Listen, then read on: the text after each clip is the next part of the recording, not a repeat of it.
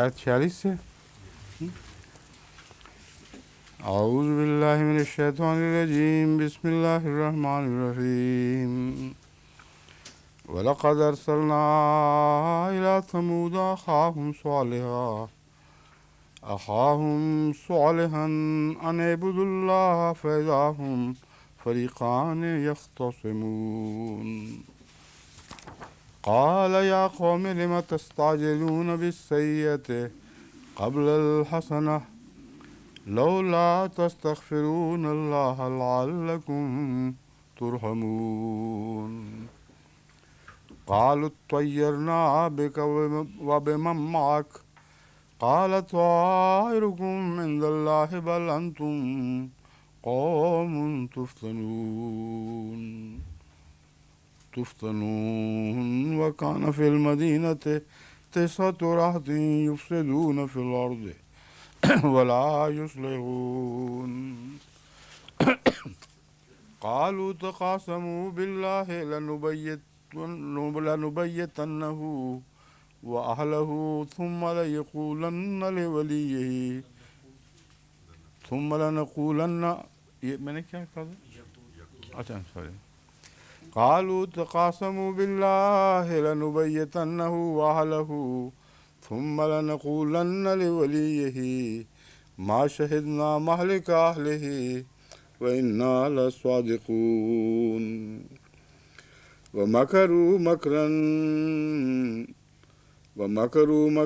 ومكرنا مكرا وهم لا يشعرون. فانظر كيف كان عاقبة مكرهم أنا دمرناهم وقومهم أجمعين. فتلك بيوتهم خاوية بما ظلموا فتلك بيوتهم خاوية بما ظلموا إن في ذلك لآية لقوم يعلمون. وأنجينا الذين آمنوا وكانوا يتقون. ولوطا إذ قال لقومه أتأتون الفاحشة وأنتم تبصرون أئنكم لتأتون الرجال شهوة من دون النساء بل أنتم قوم تجهلون. فما كان جواب قومه إلا أن قالوا أخرجوا آل لوط من قريتكم إنهم أناس يتطهرون. فأنجيناه وأهله إلا امرأته قدرناها من الغابرين. وأمطرنا عليهم مطرا فساء مطر المنذرين. قل الحمد لله وسلام على عباده الذين اصطفى الله خير عما يشركون. أمن خلق السماوات والأرض وأنزل لكم من السماء ماء فأنبتنا به حدائق ذات بهجة ما كان لكم أن تنبتوا شجرها أإله مع الله بل هم قوم يعدلون. أمن جعل الأرض قرارا وجعل خلالها أنهارا وجعل لها رواسي وجعل بين البحرين حاجزا أإله مع الله بل أكثرهم لا يعلمون. أمن يجيب المضطر إذا دعاه ويكشف السوء ويجعلكم خلفاء الأرض أإله مع الله قليل ويجعلكم خلفاء الأرض أإله مع الله قليلا ما تذكرون. أَمَّن يَهْدِيكُم فِي ظُلُمَاتِ الْبَرِّ وَالْبَحْرِ وَمَن يُرْسِلُ الرِّيَاحَ بُشْرًا بَيْنَ يَدَيْ رَحْمَتِهِ أَإِلَٰهٌ مَّعَ اللَّهِ تعالى الله عما يشركون أمن يبدأ الخلق ثم يعيده ومن يرزقكم من السماء والأرض أإله مع الله قل هاتوا برهانكم إن كنتم صادقين قل لا يعلم من في السماوات والأرض الغيب قل لا يعلم من في السماوات والأرض الغيب إلا الله وما يشعرون أيان يبعثون بل ادارك علمهم في الآخرة بل هم في شك منها بل هم منها عمون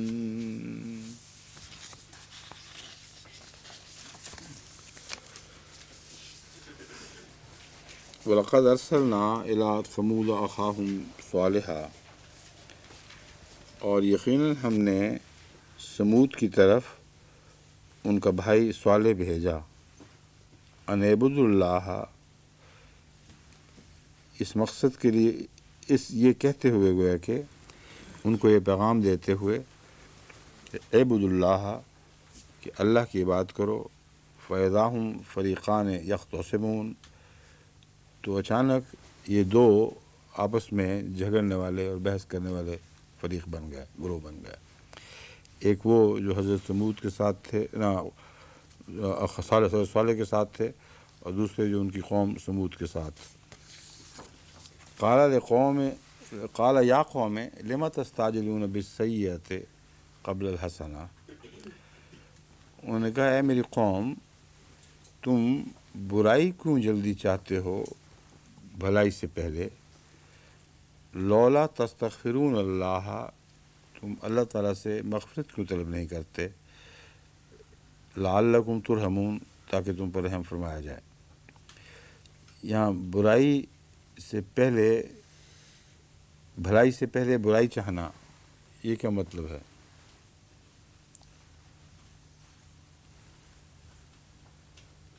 کیوں جی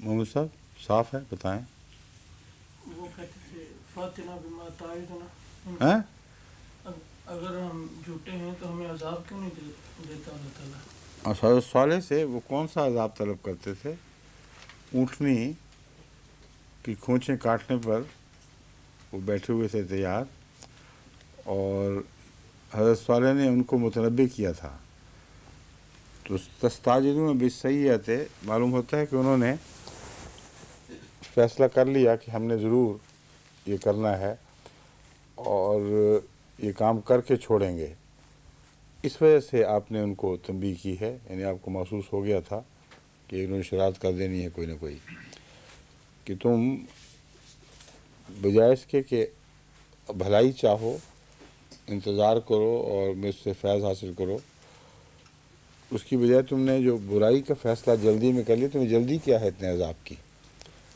اس میں یہ بھی معنی ہے کہ کچھ دیر ٹھہر جاؤ وقت دو دیکھو شاید تمہیں کچھ سمجھ آ جائے لیکن وہ انہوں نے افراتفری میں یہ فیصلہ کر لیا تھا کہ ایک دفعہ قصہ چکایا جائے دیکھتے ہیں کہ کیا ہوتا ہے لولا تستغفرون اللہ لعلکم ترحمون میں یہی مضمون ہے جو حسنہ کا انتظار ہے تو استغفار کے ساتھ ہوا کرتا ہے اس کے بغیر نہیں تم استغفار کر کے دیکھو اپنے گناہوں سے توبہ کرو تو پھر تم پر رحم بھی کیا جائے گا اور بھلائی نازل ہوگی اس کا جواب انہوں نے یہ دیا ہے قالوا طیرنا بک ومعک کہ ہم تو تجھ سے بدشگون لیتے ہیں اور ان کے ساتھ بھی جو تمہارے ساتھ ہیں تو اب یہ جواب بظاہر بے تعلق ہے لیکن اس کے ساتھ حضرت صالح کے فرمان کے ساتھ اس کا گہرا تعلق ہے ایک وہ یہ ہے کہ ہمیں جلدی یہ ہے کہ تم منحوس یہاں سے نکلو तुम जो कहते हो कि बुराई की जल्दी क्यों मांग रहे हो, तो हम तो तुम्हें भी और तुम्हारे साथियों को भी मनहूस देख रहे हैं। तुम जितनी देर हमारे अंदर रहोगे नहुसत ही फैलाओगे, इसलिए जल्दी भलाई की है ना कि बुराई की। ये उन्होंने जवाबी दलील दी है अपनी तरफ से। उस पर फरमाया काला ताइरुकुम इंदल्लाह बल अंतुम कौमुन तुफ्तनून। तो उस पर उन्होंने जवाब दिया कि तुम्हारी बदशगुनी का मामला तो अल्लाह के पास, अल्लाह के सुपुर्द है। तुम्हें वहम है कि हमारी बदशगुनी, हमारी वजह से तुम मुसीबतों के शिकार होते हो। तुम्हारा शगुन तुम्हारी अपनी गर्दनों में है। तुम्हारी बदअमालियों के साथ तुम्हारे बद अंजाम वाबस्ता हैं, और ये फ़ैसला करना अल्लाह के हाथ में है कि कब वो उसका नतीजा ज़ाहिर फरमाएगा।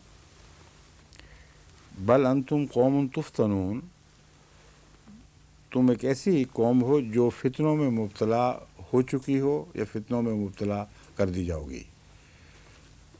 तुम उन फितनों से बच नहीं सकते अब। वकान फ़िल मदीनत तिस्अतु रहतिन युफ़सिदून फ़िल अर्द वला युस्लिहून। और शहर में कुछ एक कबीले के 9 अफराद ऐसे थे जो फसाद करते थे ज़मीन में और इस्लाह करने की तरफ माइल नहीं होते थे, किसी कीमत पर इस्लाह पर तैयार नहीं थे। ये 9 का लफ्ज़ क्यों है यहाँ, और क्या कहते हैं मुफस्सिरीन, ये कौन से 9 लोग थे?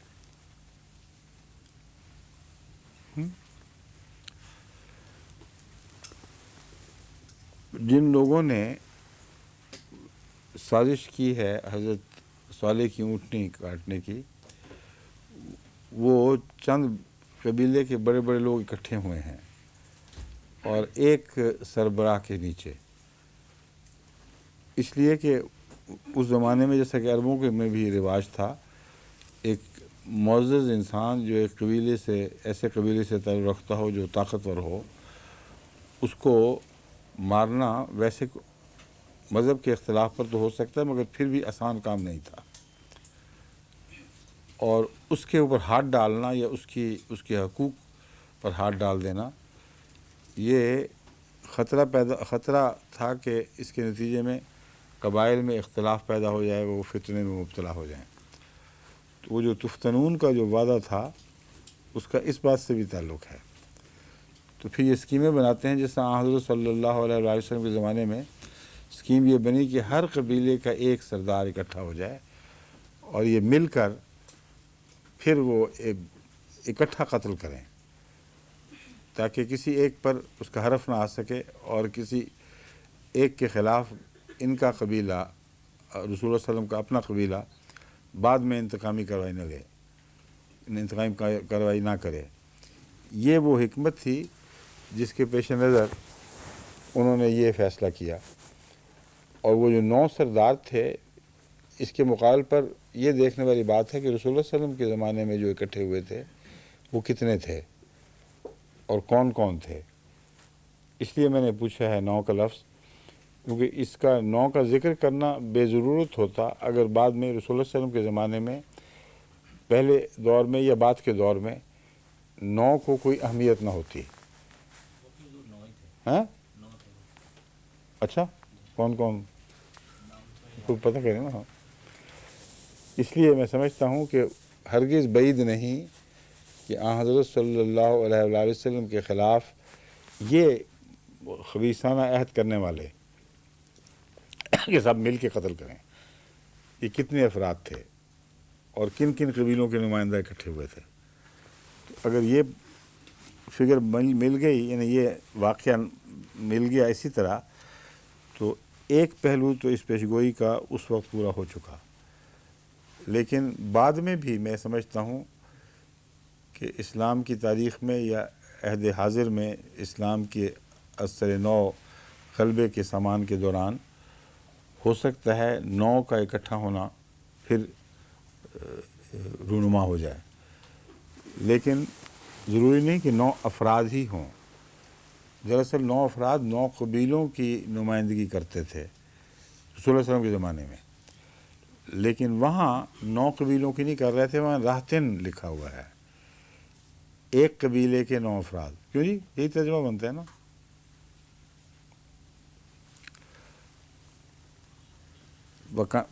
تسعۃ راہتن، راحت قبیلہ ہے، اور 9، ایک قبیلے کے 9.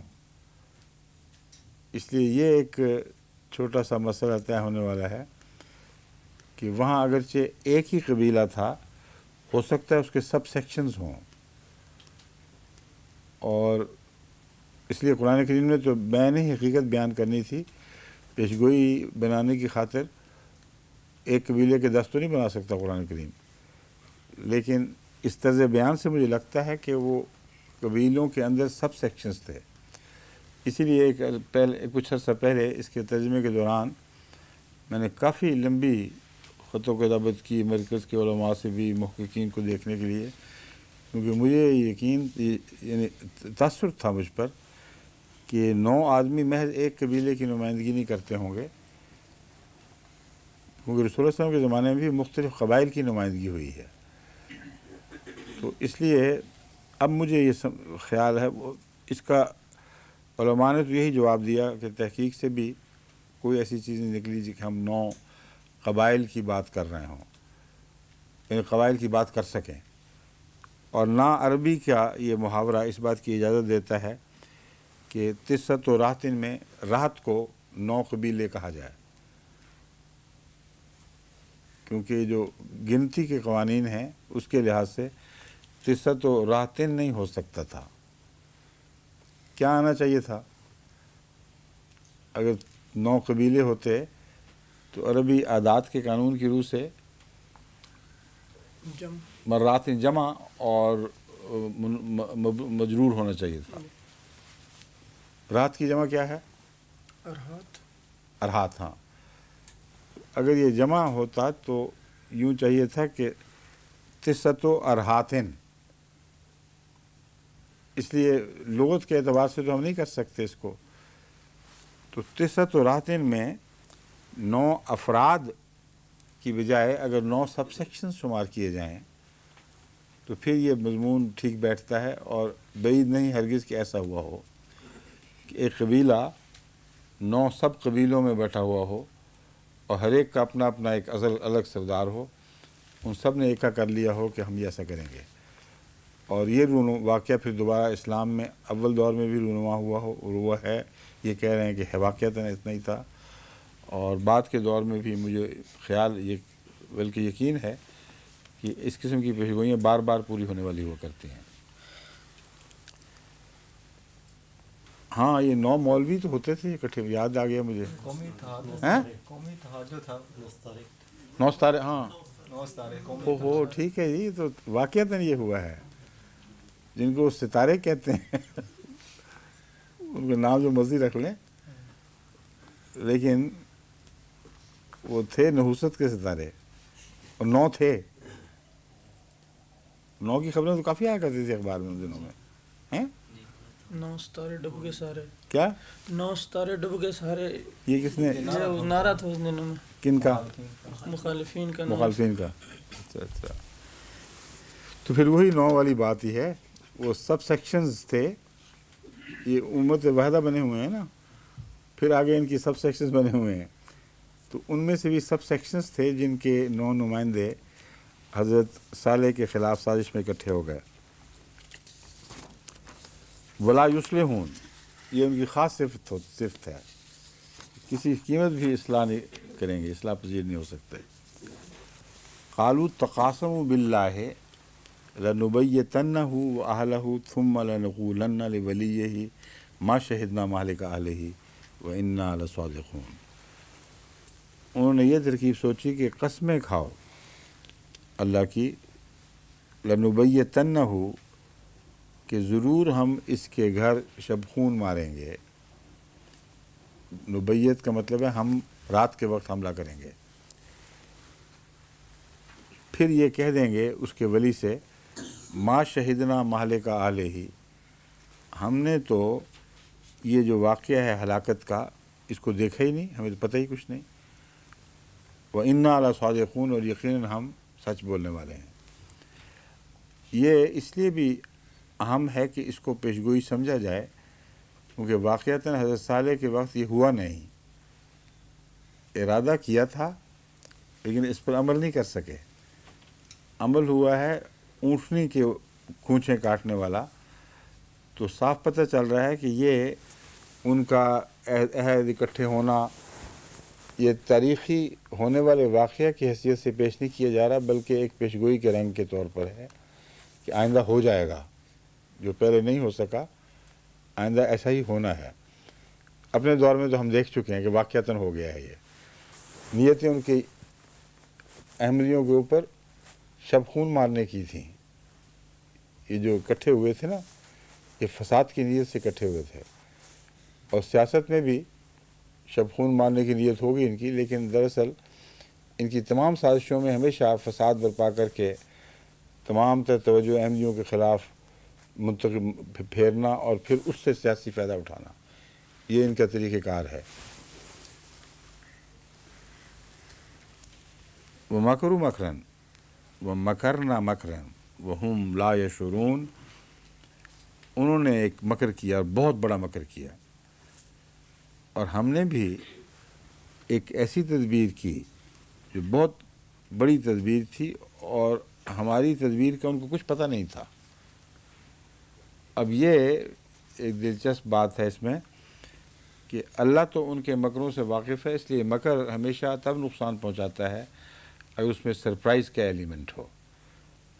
تبھی وہ کہہ رہے تھے نا رات کے وقت ہم چھاپا ماریں گے، تو اللہ تعالیٰ فرما رہا ہے کہ وہ تو ان کا مکر تمہارے سامنے تھا، اس لیے ہمیں کیسے نقصان پہنچا سکتے تھے، مگر جو ہم نے کیا ہے اس کا ان کو کچھ پتہ نہیں، کیا آئے گا، کب آئے گا، کیسے آئے گا۔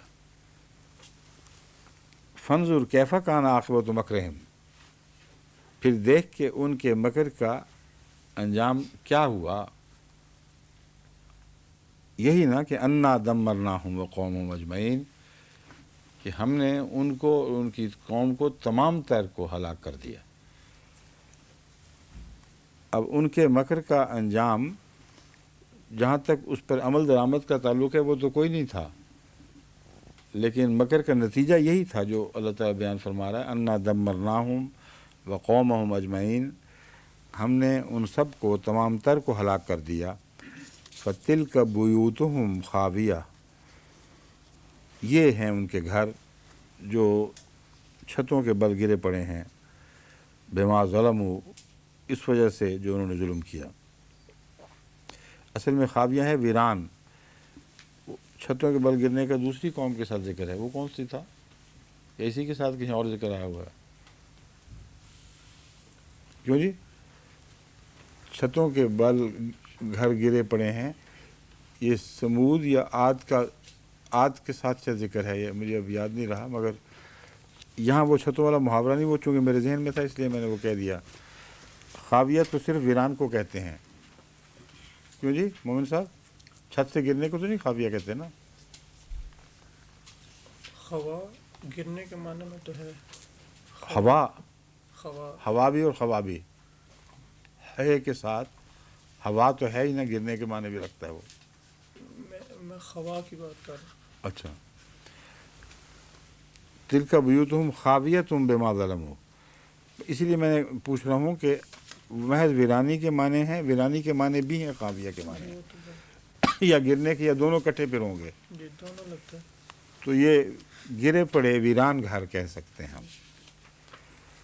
بس یہ ہیں ان کے گرے پڑے کھنڈر بنے ہوئے ویران گھر، بما ظلموا، اس وجہ سے کہ انہوں نے ظلم کیا۔ ان فی ذلک لآیۃ لقوم یعلمون، اس میں ان لوگوں کے لیے جو علم رکھتے ہیں بہت بڑا نشان ہے۔ اب علم کا کیا تعلق ہے اس میں؟ ان لوگوں کے لیے جو علم رکھتے ہیں بہت بڑا نشان ہے۔ عقل رکھتے ہیں نہیں فرمایا، فکر رکھتے ہیں نہیں فرمایا، بلکہ علم رکھنے کی شرط کے ساتھ اسے نشان قرار دیا ہے۔ اس کی وجہ یہ ہے کہ یہ جو نشانی دی گئی ہے یہ اکثر لوگوں کے علم میں نہیں ہے، کہ کون سی بستیاں ہیں، کب یہ زیر زمین دفن ہو گئیں، اور جب علم ہی کچھ نہیں تو نشان کیسے بن سکے گا؟ اس لیے وہ اہل علم جو پرانی قوموں کو ان کے آثار قدیمہ کھود کر نکال کر معلوم کرتے ہیں ان کے ساتھ کیا ہوا، کیا ان کی عاقبت تھی، تو ان کے لیے نشان ہوتا ہے۔ تو ثابت ہوا کہ اس زمانے میں، رسول اللہ صلی اللہ علیہ وسلم کے زمانے میں، ان بستیوں کے متعلق خدا تعالیٰ نے فیصلہ کیا تھا کہ کوئی زمانہ ضرور آئے گا جب یہ کھود کر نکالی جائیں گی اور ان کے متعلق سب کچھ معلوم ہو جائے گا کہ کیا لوگ تھے، کیا کیا کرتے۔ آج کل یہ دور شروع ہیں۔ دوسرا اس کا بات کا امکان ہے کہ عربوں میں سے کچھ صاحب علم لوگوں کو معلوم تھا کہ ان کی بستیاں کہاں تھیں، اور ایسے واقف لوگ بعض دفعہ قافلوں کو بتایا بھی کرتے ہیں جب وہاں سے گزر ہو کہ وہ علاقہ ہے جہاں یہ فلاں قوم آباد تھی۔ تو جو علم ہے اس کے ساتھ ہی عبرت کا تعلق ہے، ورنہ ایسا واقعہ نہیں ہے جو از خود صرف سننے سے عبرت پیدا ہو۔ جو دیکھنے کی عبرت ہے وہ سننے کی عبرت سے بہت زیادہ ہوا کرتی ہے۔ اس لیے خاص طور پر فرمایا آیتاً، یہاں مراد ہے بہت بڑا نشان، یعنی اگر وہ دیکھیں تو پھر ان کو سمجھ آئے گی کہ کتنا بڑا واقعہ گزر گیا ہے۔ جو آپ نے فرمایا کہ ہو سکتا ہے عربوں کو پتہ ہو، ہاں، پچھلی سورہ فرقان میں اس کا تھوڑا سا اشارہ تو ملتا ہے، وَلَقَدْ أَتَوْا عَلَى الْقَرْيَةِ الَّتِي أُمْطِرَتْ مَطَرَ السَّوْءِ ہاں، أَفَلَمْ يَكُونُوا يَرَوْنَهَا۔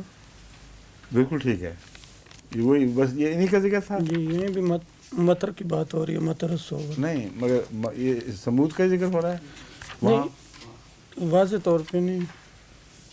واضح طور پہ نہیں نا، تو پھر یہ نہ ثابت ہوا۔ وَعَادًا وَثَمُودَ وَأَصْحَابَ الرَّسِّ وَقَارُونَ، ہاں، سب کا ذکر ہے، جی پھر سمود بھی شامل ہے۔ جی تو صاف پتہ چلا کہ اس زمانے میں بھی ان لوگوں کی بستیوں میں سے کم کچھ بستیاں ایسی تھیں جو معروف تھیں، مگر سب کی نہیں، کیونکہ عاد کا تو اب پتہ چلا ہے جا کے، جب کھدائی ہوئی ہے آثار قدیمہ کی تو عاد کے مدفن اب معلوم ہوئے ہیں۔ اس سے پہلے تو انکار ہی کر دیا کرتے تھے کہ قرآن کریم میں یوں ہی فرضی قصے بنائے ہوئے ہیں۔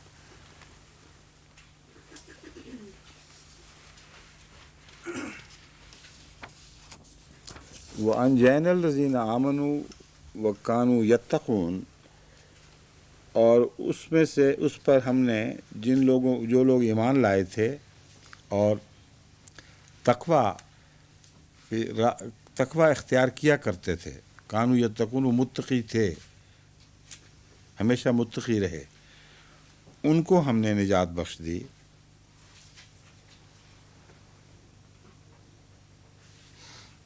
ان کی نجات کا ایسا واقعہ تو نہیں ذکر ملتا کہیں کہ حضرت صالح چھوڑ کر نکل گئے ہوں، باقی سب کا ذکر ملتا ہے۔ اس لیے خاص طور پر یہ فرمانا کہ نجات بخش دی، معلوم ہوتا ہے کہ وہ بہت ہی سلیکٹو تھا۔ پتھراؤ جو آسمان سے ہوا ہے وہ بہت سلیکٹو تھا، اس نے کبھی مومن کو نہیں چھوا، اور ایسے واقعات بھی ہوتے ہیں۔ ضمناً مجھے یاد آیا، یہ تحقیق کریں، سوال و جواب کے دوران کسی نے کہا تھا کہ یہ جو واقعہ ہوا ہے سعودی عرب میں حج کے دوران آگ لگنے کا، یہ کیا مباہلے کے ساتھ تعلق رکھتا ہے؟ تو میں نے کہا میرے خیال میں تو اس کو مباہلے سے جوڑنا مناسب نہیں، ایک تکلیف دہ واقعہ ہے، ایک حادثہ ہے، اور اسے خام خواہ مباہلہ قرار دینا جب تک ہمارے پاس کوئی قطعی شہادت نہ ہو ٹھیک نہیں ہے۔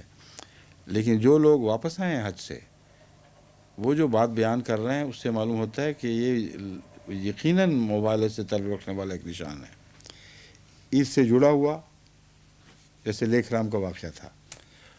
اور جنہوں نے آنکھوں سے دیکھا حال بیان کیا، وہ کہتے ہیں کہ اس سے ایک دن پہلے خانہ کعبہ کے ارد گرد وہاں کے علماء بھی اور پاکستانی علماء اور دوسرے بھی آوازیں دے دے کے بلند آواز سے مباہلے کی قبولیت کا اعلان کر رہے تھے، اور بعض گریہ زاری کر رہے تھے کہ اے خدا ہم نے قبول کر لیا، اب نشان دکھا، نشان دکھا۔ تو اس کے دوسرے روز یہ واقعہ ہو جانا، یہ کوئی ہرگز اتفاق نہیں قرار دیا جا سکتا۔ اس لیے جو سعودی عرب کے ہمارے دوست سن رہے ہیں وہ قوائف اکٹھے کریں، اور جو احمدی حج پہ گئے تھے وہ بھی بتائیں اپنے واقعات لکھ کے۔ ایک بھی احمدی کا نقصان نہیں ہوا، جو وہاں قریب بھی تھا اس کو بھی نقصان نہیں ہوا۔ بعض لوٹے ہیں جن کے گلے بیٹھ گئے دھوئیں سے، یعنی اتنے قریب بھی تھے، لیکن خدا کے فضل سے ایک بھی احمدی کا نقصان نہیں ہوا۔ تو یہ وہ سلیکٹیو عذاب ہوا کرتا ہے، جو مزید اس بات کا ثبوت ہے کہ یہ اتفاقی حادثہ نہیں، جو اتفاقی ہو بھی سکتا تھا مگر نشان کے طور پر ہے، اس لیے اس نے چن چن کے احمدیوں کو چھوڑا ہے، جس طرح طاعون چن چن کے احمدیوں کو چھوڑا کرتا تھا۔ تو یہ اب تحقیق کروانی ہے مجھے، یہ بڑا اہم واقعہ، مجھے خیال نہیں آیا پہلے۔ اَإِنَّكُمْ وَلُوطًا إِذْ قَالَ لِقَوْمِهِ أَتَأْتُونَ الْفَاحِشَةَ وَأَنْتُمْ تُبْصِرُونَ، اور لوط کو بھی یاد کرو، اذ قال لقومه، جب اس نے اپنی قوم سے کہا، أَتَأْتُونَ الْفَاحِشَةَ وَأَنْتُمْ تُبْصِرُونَ، کیا تم فاحشہ کرتے، فحش عادات میں مبتلا ہو، دیکھتے ہوئے جانتے ہوئے کہ یہ بری باتیں ہیں۔ بس فحشہ بے حیائی کے کاموں کو بھی کہتے ہیں عموماً، اور خاص طور پر ایسی بے حیائی کے لیے استعمال ہوتا ہے جو کنٹیجس ڈیزیز ہو، جس کے نتیجے میں بدیاں پھر پھیلنی شروع ہو جاتی ہیں۔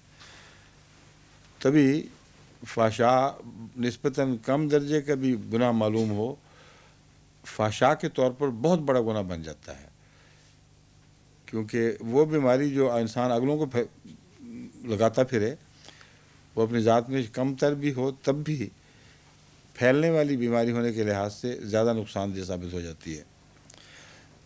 تو وہ جو عادتیں ان کو تھیں وہ پھیلنے والی عادتیں ہیں، اور آج کے زمانے نے بھی گواہی دی ہے اس بات کی۔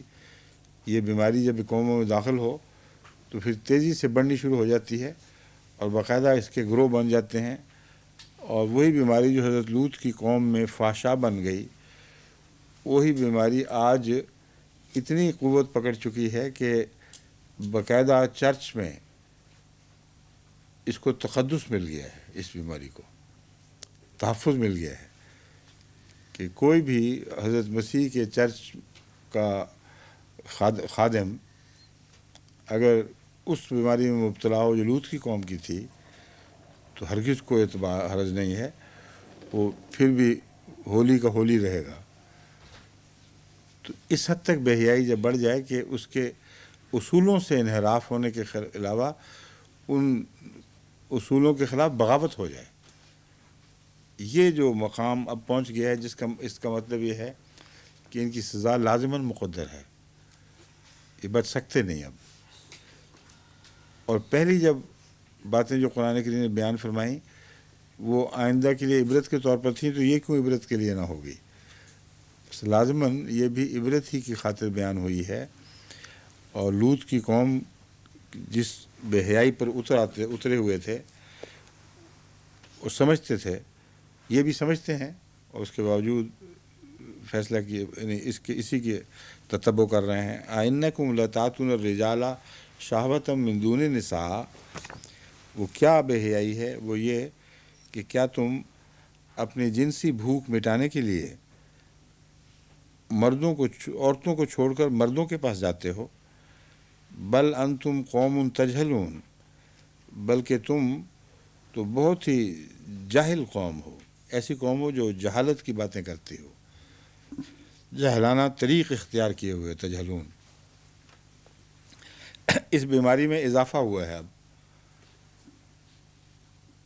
اب عورتیں بھی شامل ہو گئی ہیں اس بیماری میں، اور بیماریاں جب بھی دوبارہ آتی ہیں تو ہمیشہ پہلے سے بڑھ کر بھیانک شکل اختیار کر کے آیا کرتی ہیں۔ تو اگر پہلے کچھ جواز تھا بھی ان کے چھوڑے جانے کا، تو اب تو کوئی جواز دکھائی نہیں دیتا۔ اس لیے انتظار کی بات ہے، تو ہو ہی نہیں سکتا ان قوموں کو وسیع پیمانے پہ سزا نہ ملے۔ اور جیسا کہ میں نے پہلے بھی بیان کیا تھا، ایڈز میرے نزدیک جو براہ راست اس بیماری سے تعلق رکھتی ہے، یہ انہی کے لیے مقدر ہوئی، یہ آسمان سے وہ گرنے والے پتھر ہیں جو بہت بڑی تعداد میں انسانوں کا صفایا کریں گے، انسان کہلانے والوں کا صفایا کریں گے۔ بہرحال حضرت لوط نے جب ان سے پوچھا کہ تم تو بڑے جاہل لوگ ہو، یہ کیا کرتے ہو؟ تو جواب دیا فما کان جواب قوم الا ان قالو، ان کی قوم نے اس کے سوا اور کوئی، اس کی قوم نے، حضرت لوط کی قوم نے اس کے سوا کوئی اور جواب نہ دیا، اخرجوا آل لوط من قریتکم، لوط کو اور اس کے ماننے والوں کو، آل لوط سے مراد سب ہیں، لوط بھی اور لاننے والے بھی، ان کو اپنی بستی سے نکال دو، انہم اناس یتطہرون، یہ بڑے پاک باز بننے والے لوگ ہیں، بڑا پاک باز بنے پھرتے ہیں، تو پھر ان پاکوں کا ہماری گندی بستی میں کیا کام؟ اس لیے تبھی تقاضا ہے کہ ان کو نکال کے باہر پھینکو۔ فانجیناہ واہلہ الا امرأتہ قدرناہا من الغابرین، ہم نے اس کو بھی اور جو اس کے اہل تھے، یعنی اس کے ساتھ مومنین، ان کو نجات بخشی، سوائے اس کی بیوی کے جسے ہم نے پیچھے رہ جانے والوں میں مقدر کر دیا۔ قدرناہا من الغابرین، یہاں مراد ہے کہ ہم نے دو باتیں ہیں، قدرنا، ہم نے یہ فیصلہ کیا پوری طرح حالات کو جائزے میں رکھتے ہوئے، پوری طرح حالات کا جائزہ لیتے ہوئے کہ یہ بھی اپنے اوپر سزا واجب کر چکی ہے۔ دوسرا، ہم نے ایسا انتظام کیا کہ کسی وجہ سے وہ جا نہیں سکی تھی، یعنی اس کے پیچھے رہ جانے کو قدر کیا ہے، ورنہ عام حالات میں اس کو چل پڑنا چاہیے تھا ساتھ۔ قدرناہا من الغابرین، ہم نے یہ انتظام کیا، ایسا معاملات کو اس طریق پر چلایا کہ وہ پیچھے رہ گئی۔ وَأَمْطَرْنَا عَلَيْهِمْ مَطَرًا، پھر ہم نے ان پر ایک بارش برسائی۔ ایک بارش، ایک بہت بڑا عذاب ہو اس کے لیے بھی نکرہ استعمال ہوتا ہے، بعض دفعہ بہت بڑی نعمت ہو اس کے لیے بھی نکرہ استعمال ہوتا ہے، تو مطلب ہے کہ خاص قسم کی ایک بارش تھی جو بہت ہی خطرناک تھی۔ فَسَاءَ مَثَلُ الْمُنذَرِينَ، اور وہ لوگ جنہیں ڈرایا جاتا ہو ان کی بارش بہت بری ہوا کرتی ہے۔ قُلْ الْحَمْدُ لِلَّهِ وَسَلَامٌ عَلَىٰ عِبَادِهِ الَّذِينَ اصْطَفَىٰ اللّٰهُ خَيْرٌ عَمَّا يُشْرِكُونَ، تو کہہ دے الحمدللہ، سب تعریف اللہ ہی کے لیے ہے، وَالسَّلَامٌ عَلَىٰ عِبَادِهِ، اور اس کے بندوں پر سلام، الذین اصطفیٰ، ان بندوں پر جنہیں اس نے چن لیا ہے، اللہ خیر عما یشرکون، کیا اللہ بہتر ہے یا وہ جو اس کا شریک ٹھہراتے ہیں۔ امن خلق السماوات والارض وانزل لکم من السماء ماء، یا پھر وہ کون ہے جس نے آسمانوں اور زمین کو پیدا کیا؟ بہتر ہے، پہلا سوال ہے، اللہ بہتر ہے۔ من میں جو یا کا مضمون ہے وہ اس لیے ہے کہ یا پھر اس کا سوال کو اس رنگ میں بھی کرو، من خلق السماوات والارض، کہ وہ کون ہے جس نے آسمانوں کو اور زمین کو پیدا فرمایا، وانزل لکم من السماء ماء، اور تمہارے لیے آسمان سے پانی اتارا۔ اب وہ بارش جو تھی اس کے مقابلے پر ایک اور بارش کا ذکر ہوا ہے، اور فرمایا بارشیں تو احسان کی خاطر اتاری گئی تھیں، اسی لیے حضرت نوح نے بھی یہ کہا تھا کہ اگر تم توبہ کرو گے تو ایسی بارش اترے گی جو تمہارے گھر بار اندر باہر برکتوں سے بھر دے گی۔ تو مقصد اور ہے اور اس کا استعمال اور ہو رہا ہے، جس کی ذمہ داری ان قوموں پر ہے جنہوں نے خدا تعالیٰ کے فضل کو اس کے عذاب میں بدل دیا۔ امن خلق السماوات والارض وانزل لکم من السماء ماء فانبتنا به حدائق ذات بہجۃ، لوط کی قوم کی بارش تو جو کچھ اگا ہوا تھا اس کو بھی برباد کر گئی، یہ وہ بارش ہے جو اللہ تعالیٰ نے آسمان سے نازل فرمائی، حدائق ذات بہجن، ایسے باغات پیدا کرتی ہے جو بہت ہی برونق ہیں، بہت ہی پربہار ہیں۔ ما کان لکم ان تنبتوا شجرہا، تم میں تو یہ طاقت نہیں تھی، یہ نہیں ہے کہ تم اس کی نشو و نما کر سکو۔ شجرہ تنبتوا شجرہا، اس کی رویدگی کی، اس کی سرسبزی کی، اس کی ان کے درختوں کی نشو و نما کر سکو۔ تو ہا کی ضمیر امبت نبی حدائقہ کی طرف ہوگی، کیوں جی؟ حدائقہ کی طرف جائے گی، ان باغات کی نشو و نما کر سکو۔ الہ مع اللہ، کیا اللہ کے سوا بھی کوئی معبود ہے؟ بل ہم قوم یعدلون، مگر وہ بہت ہی ناانصافی کرنے والے لوگ ہیں۔ اب یعدلون کا دوسرا معنی کیا ہے مومن صاحب؟ عدل کرو، ہاں، عدل کرنا، یہاں ان معنوں میں استعمال ہوا ہے تو ظالمون یا یظلمون کے معنی کیوں نہیں لفظ کیوں نہیں استعمال کیا قرآن کریم میں؟ یہ تطہرون کا جواب ہے۔ انہوں نے جو زبان استعمال کی تھی نا، اس کا مزہ ان کو چکھایا گیا ہے۔ اچھا، یہ یتطہرون تو یہ یعدلون ہے، ان کا انصاف، ان کا تقوی یہ ہے۔ یعنی ایسے لوگ، یعنی صرف حضرت لوط کی قوم مراد نہیں، مگر چونکہ محاورے وہ استعمال ہو چکے ہیں قرآن اور خدا کے بندوں کے خلاف، اور وہ طرز عمل تان آمیزی کی، تو ایسا لفظ استعمال فرمایا ہے جس میں تان مخفی ہے لیکن جو ظاہر ہے وہ ظلم ہے۔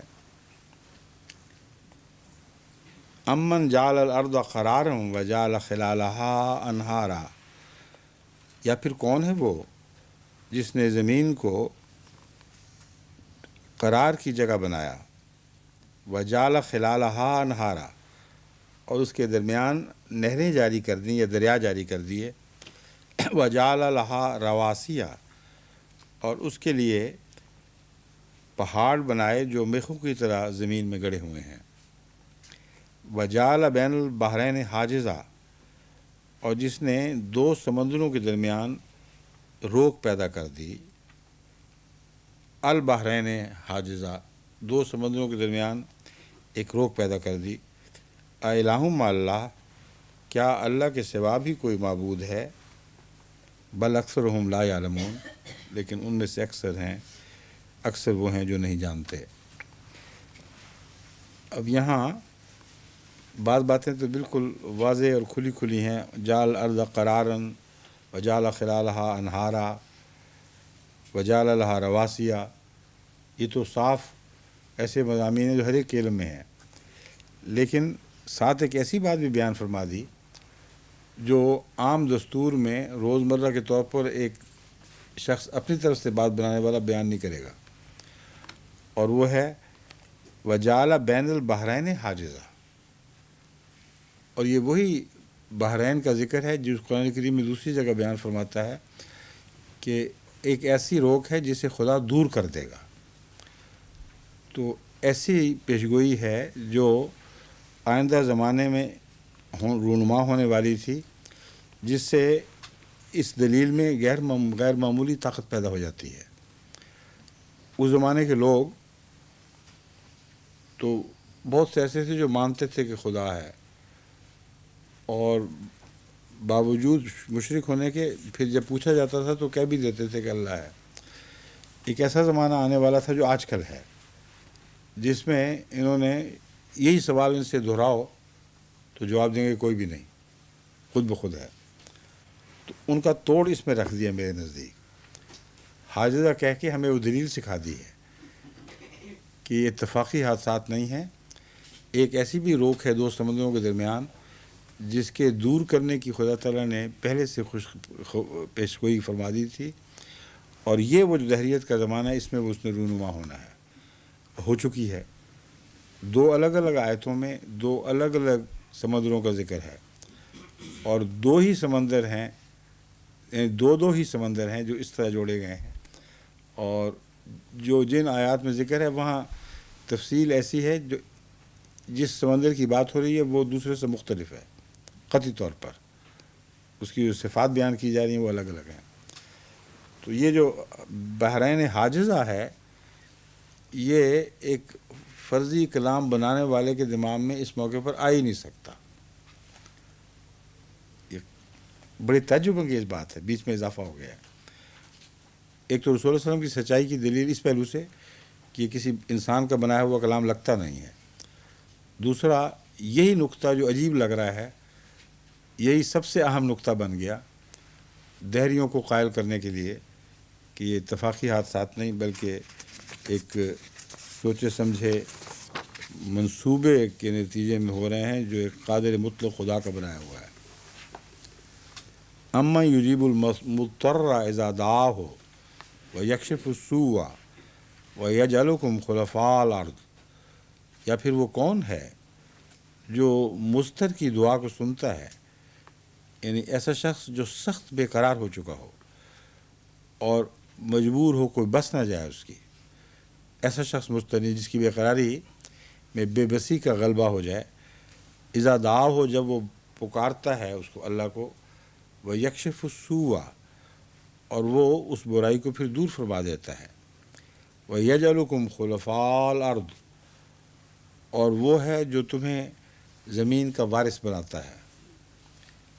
الہ مع اللہ، کیا اللہ کے سوا بھی کوئی معبود ہے جو یہ کام کرے؟ قلیلا ما تذکرون، مگر بہت تھوڑا ہے جو تم نصیحت حاصل کرتے ہو۔ امن یہدیکم فی ظلمات البر والبحر، یا پھر کون ہے جو خشکی اور تری کے اندھیروں میں تمہیں ہدایت دیتا ہے، تمہاری ہدایت کے سامان کرتا ہے۔ وَمَن یُرسِلُ الرِّیاحَ بُشْرًا بین یدی رحمتہ، اور جو ہواؤں کو بھیجتا ہے بشارت دیتے ہوئے بین یدی رحمتہ ہی، اس کی رحمت کے آگے آگے۔ کیوں ڈاکٹر صاحب؟ بشارت دیتا ہے اس کی رحمت کے آگے آگے ہوائیں، وہ کیا چیز ہے؟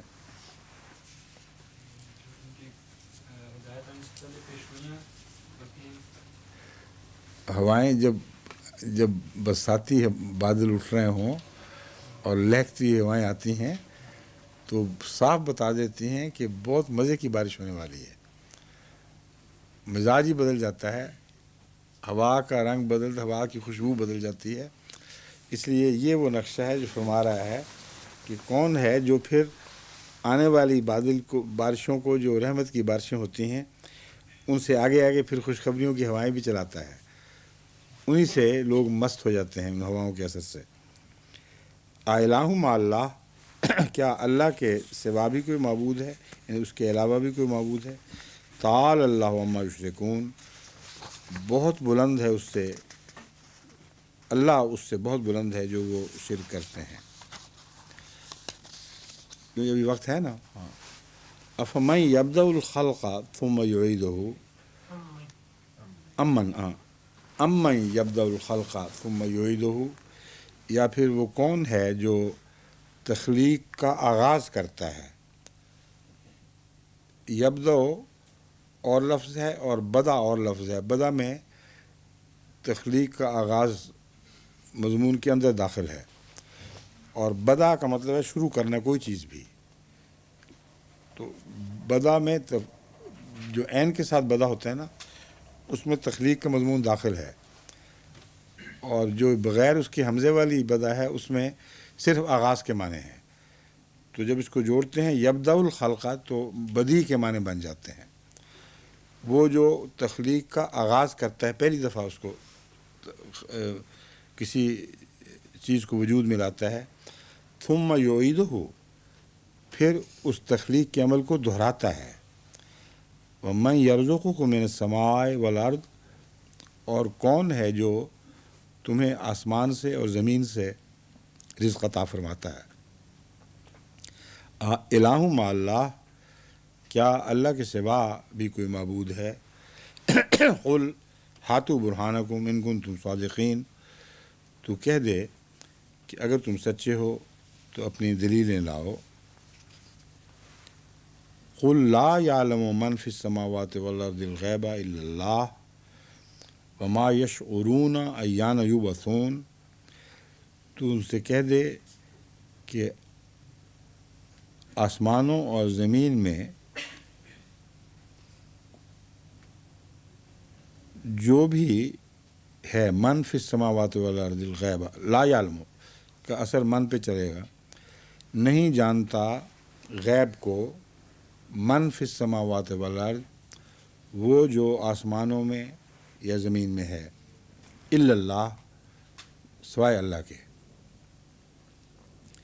وما یشعرون ایان یبعثون، اور وہ نہیں جانتے کہ کب اٹھائے جائیں گے۔ اس کا مطلب یہ ہے کہ جو بھی من کے تابع ہے وہ ہمیشگی کا وجود نہیں ہے، اور اس پہلو سے وہ جو آسمان پر بسنے والی مخلوقات ہیں وہ چونکہ ذکر فرما دیا گیا ہے، وہ فرشتے ہی ہو سکتے ہیں۔ اس کا مطلب ہے کہ فرشتوں کے متعلق بھی غیر منقطع مسلسل ازل کی زندگی ممکن نہیں ہے۔ کوئی ایسا وقت ضرور اللہ تعالیٰ لے کر آتا ہے زمین و آسمان پر جس میں توحید کے سوا کچھ بھی باقی نہیں رہتا۔ چنانچہ یہ آیت تو اسی طرف اشارہ فرما رہی ہے، قل لا یعلم من فی السماوات والارض الغیب الا اللہ وما یشعرون کا مضمون من کی طرف ہی جائے گا۔ ایان یبعثون، کیوں جی اس کے سوا کوئی اور ضمیر بنتی ہے اس کی؟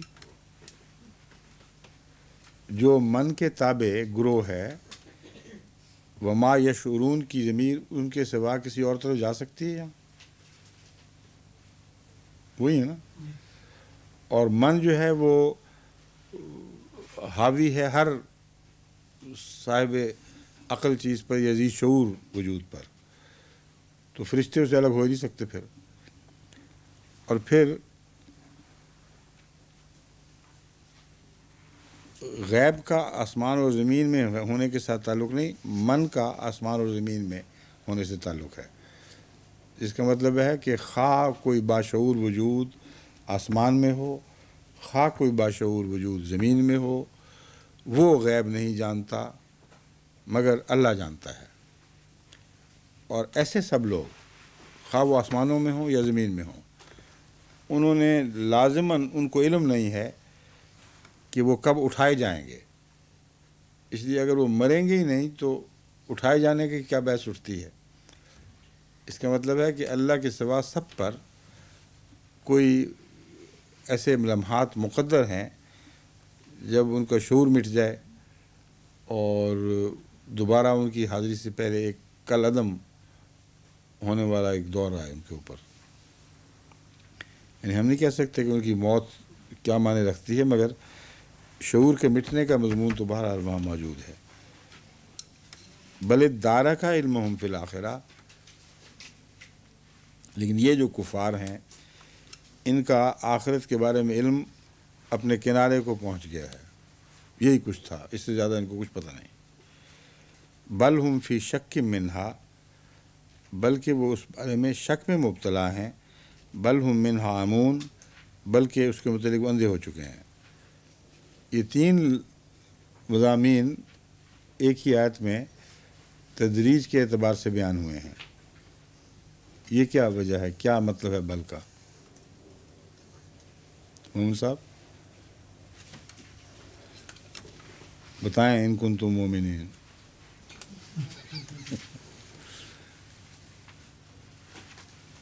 ہیں جی؟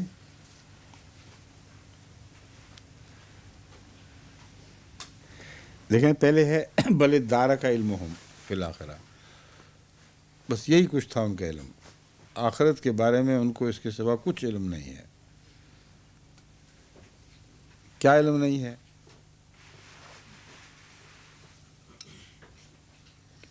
کب اٹھائے جائیں گے؟ यहाँ से बात चलेगी तो बात मजमून समझ आएगी। उनका क्या इल्म है जो सब कुछ यही है।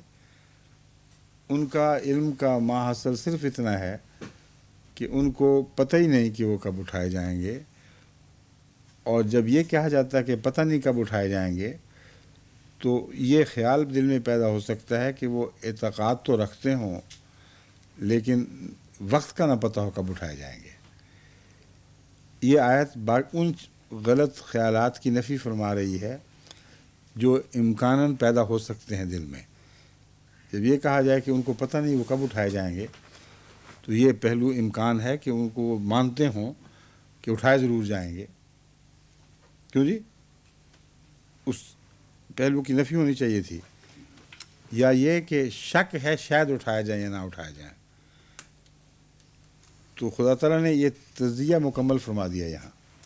बल दार का इल्म हम फिल आखिरा, उनका आखिरत का इल्म इसके सिवा कुछ नहीं कि वो उनको पता नहीं वो कब उठाए जाएंगे। उनके अंदर दो गुरोह हैं। एक वो गुरोह है जो शक में मुब्तला हैं, वो कतई तौर पर नहीं कह सकते कि आखिरत नहीं होगी, मगर यकीन नहीं आता उनको। और एक और गुरोह भी है बल हुम मिन्हा अमून, जो बिल्कुल अंधे हो चुके हैं, वो आखिरत के किसी तरह कायल ही नहीं है। बस इसके ऊपर ये सूरत यहाँ ख़त्म होती है। अब चूँकि इतना वक्त नहीं रहा कि तिलावत करके नई सूरत का आगाज़ किया जाए, इसलिए चंद मिनट होम्योपैथिक का जो काम है बाकी उसकी तरफ तवज्जो करते हैं। फिर चंद मिनट पहले भी फारग हो जाए तो कोई हर्ज नहीं, मेरे काम भी हैं काफ़ी।